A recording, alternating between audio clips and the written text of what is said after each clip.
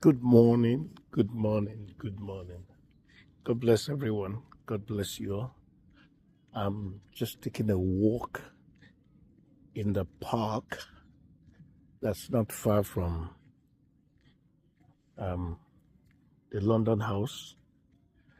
And earlier on, I was praying this morning, and the word I received was the fountain of life is flowing everywhere. The fountain of life is flowing everywhere. In other words, the word is that the fountain of life is flowing for everyone who desires to partake of it. Then I just decided to search up the word fountain of life in the Bible, and you will be amazed that in Proverbs 13 and Proverbs 14, verse 13 specifically, I think it's Proverbs 13, verse 14. It says that the law of the wise, or the instruction of the wise, or the teaching of the wise is a fountain of life that causes us to depart, a fountain of life to depart from the snares of death. A fountain of life to depart. In other words, that fountain of life is meant to enable you to depart from the snares of death. And this same thing comes up somewhere in the next chapter as well. In Proverbs 14, it also says the fear of the Lord is a fountain of life to depart from the snares of death. So I came to understand that when the Lord is ministering the fountain of life, it means that when you position yourself to partake of the fountain of life, you will inadvertently be departing from the snares of death. Then I also went ahead to read where Jesus Christ was telling John, somewhere in Revelation, he said, "It is done." And he was telling John, he said, "I am the Alpha and the Omega. I am the beginning and the end." And he says, "I will give to anyone that is thirsty the water of life freely to drink." So what Jesus Christ is saying is, listen, just engage me as your Alpha and your Omega. Let me be your beginning and your end. Let me be the author and the finisher in your life. You will receive of me the water of life freely. Now, why water? It's because many believers are dehydrated. What I mean by dehydrated, their lives are such that there are many unmet needs. A thing you need is something that is vital for you, that you are in need of, something that is necessary. Let me use the word necessary.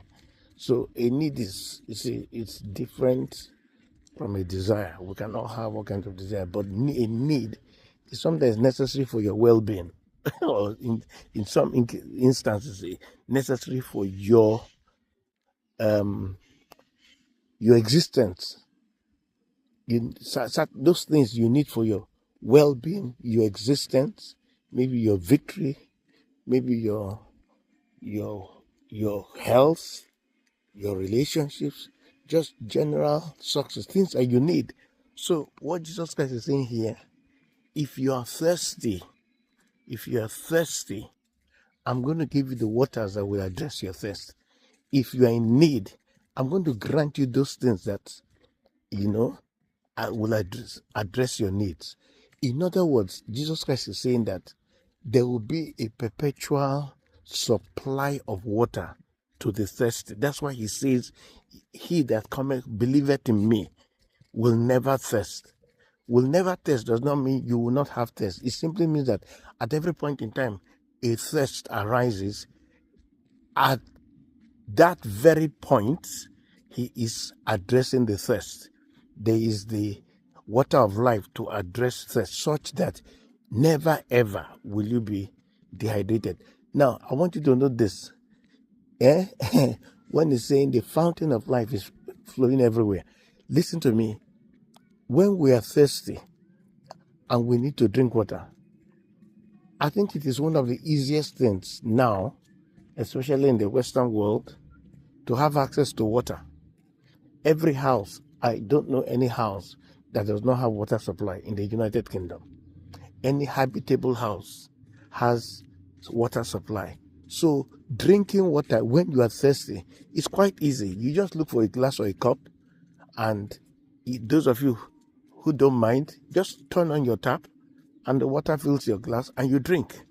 Or those of you who buy water in bottles, just reach out for a bottle and start drinking. Do you know why I'm saying this? I'm saying this because you don't have to labor or exert yourself or go through any rigorous process to drink water. Am I making sense? Especially in the Western world. I'm talking about the Western world. I know that there are some places where they don't have pipe-borne water. They probably have to travel lots of kilometers to get to a river to be able to get water and all that. But I'm telling you that generally in the Western world, it is not a problem to be able to satisfy your thirst for water. And that's what Jesus Christ is trying to explain here. I will give to he that is athirst the water of life. Water of life. Are you hearing? Water of life freely. Water of life means the water that will ensure that your life is not just sustained, but your life is overflowing. You have come that they may have life more abundantly. So Christ is saying you have the water of life. But listen to this. It says that it is the law of the wise that is the fountain of life. In other words, when you flow with divine instructions of wisdom is what will provide you waters. In other words, feeding on the teachings of wisdom is inadvertently drinking of the water of life. Why? Because it says the instruction of wisdom is the fountain of life. Are you hearing? The Kuribo Shakataya. Okay, let me just show you a picture of the park where I am. It's quite a big park. Very big, really, really big. I know my son was asking about, he said, Dad, where is the place I can pray? An open place. So there is a place similar to this in Ashford. It's called Victoria Park. Okay, so let me continue. Right. Okay. So, Shakuri Bahanda Kare. Are you getting? The key thing here is that there's a departing from the snares of death. The snares, there are snares, a lot of snares that the devil deliberately sets up around us on our path so that we might walk into the snares of death. But that is not an issue at all if we connect to the wisdom, the spirit of wisdom. And guess what? It is this same Jesus Christ that is the wisdom of God. And Christ dwells in us. But you know what? Christ is a fountain of wisdom that results in life. Let me put it that way. Christ is the fountain of wisdom, the wisdom of God that results in life. He's the fountain of life. He's the fountain of life that will help you to depart from the snares of death. Is that making sense? So, the point here we're making is, let's go back to Revelations. I am the Alpha and the Omega. I'm the first and the last. I'm the beginning and the end. If you make Jesus, engage him as the beginning of every matter, engage him as the end of any matter. He says, I'll give you the water of life. Please don't take this thing lightly. Don't relegate it. Don't discountenance it. Don't say it is boring. This season, every one of us, we need to intentionally begin to drink not of the waters of pleasure necessarily, not of the waters of entertainment, not the waters of the world, not the waters of religion, no, not the waters of tradition, no, not the waters of that is of the natural, no. Jesus says there is what is called the water of life. It says, I will give you that water of life. And he said in Revelation, he says, freely. Freely. It's free, as in free. Robert, what you're saying is a bit boring. Don't say it's boring, no. Ha ha ha. Don't say it's boring, because if you deprive any plant, I'll just give an example of plants, which is very visible, very noticeable. Deny any plant of the necessary amount of water it needs, that plant will begin to wilt. It will begin to wither. Why? Because it is not getting enough moisture and water it needs to survive.